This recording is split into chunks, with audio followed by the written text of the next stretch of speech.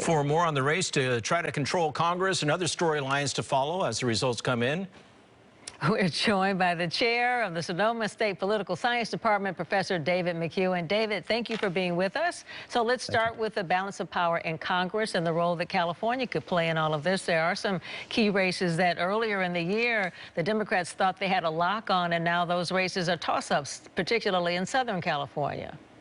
Yeah, it's a pleasure to be with you tonight. Look, if you look at what is going to happen tomorrow night, it's very likely that California plays an outsized or huge role, especially if Republicans have a good night. This was the case for Democrats in 2018 when Nancy Pelosi returned as Speaker of the House of Representatives. But if Kevin McCarthy is going to be Speaker, there's going to be some key races. California District 13, that's out. It's an open seat. This is where Josh Harder is running. But there's also David Valadao out in California 22. Then you move down to those Southern California seats, Pam, that you were talking about, in places Mike Levin, for example, in the 49th, or what's going to happen in California 42. That's a Republican seat. And if Californians think that abortion is a big deal, right, Proposition 1 that's on the ballot, that's designed to move up turnout, that could actually flip a seat. So California is going to be very interesting to watch tomorrow night. And when the polls close at various places will also be an important barometer of what's going on. So we have some early indications of what happens, say, in Rhode Island or Virginia or in Iowa to get an idea of whether Republicans are going to have a big night or not. And obviously those Senate races that you talked about on the lead-in, key elements to watch tomorrow night. It looks like Republicans are going to have a good night, so we can look at a couple of races to get an early indication of where things are headed, and then that all rolls forward to what happens in California late in the evening. So one of the big questions is if the Republicans do have a good night, it's how good. They have to have X number of seats to do certain things if they gain control of the House. Talk about that. Yeah, Ken. I mean, look, if Republicans have a good night, the magic number for them is 230 seats, or about a 30-seat margin. So if Republicans get, say, a 30-seat margin, Kevin McCarthy and Republican leadership can do things other than just talk about Hunter Biden's laptop. If that is less than 30 seats, if it's like 25 seats, 24 seats, that's kind of a critical number. But if Democrats can do okay, and by keeping the gains at less than 20, Republicans have this rule. It's called the Hastert rule, after Denny Hastert, the former Speaker of the House, disgraced Speaker of the House some time ago. Nothing can come to the floor for Republicans unless it has a majority vote support within the Republican caucus. So if you have 30 votes, you can do some things. 25 seats, maybe not.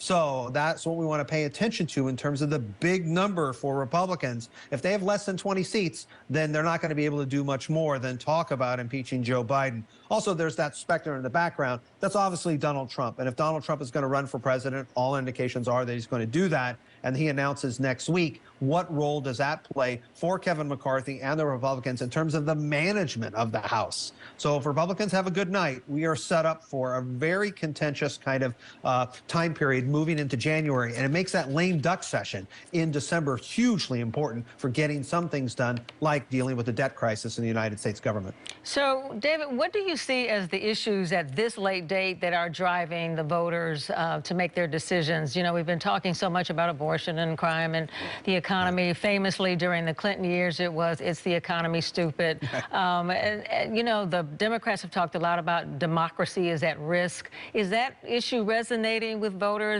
when they're looking at their gas prices? It's, you know, $6 and $7 a gallon. What's resonating with them at this point that you're hearing?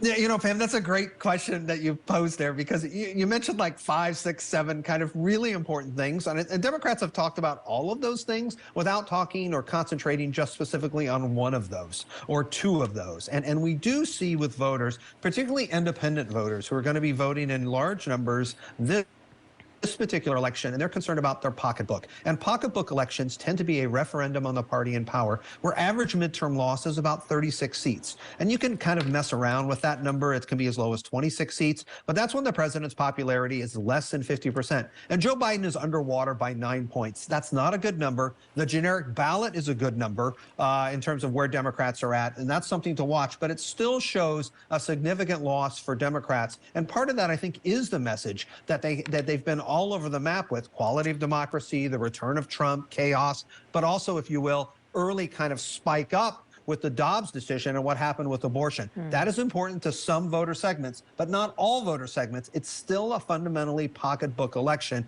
And with gas prices and inflation moving forward, that's a problem for Democrats or the party in power. We're out of time, David. One last quick question. You gave us your assessment of the House. How do you think the Senate's going to play out?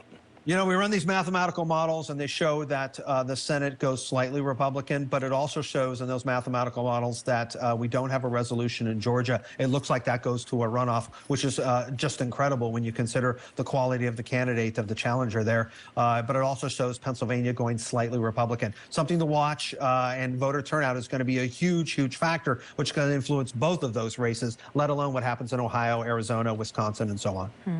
Professor David McCuan, political chair at Sonoma State University. As always, thank you very much. We appreciate it. We'll see you tomorrow night. See you junkies tomorrow night.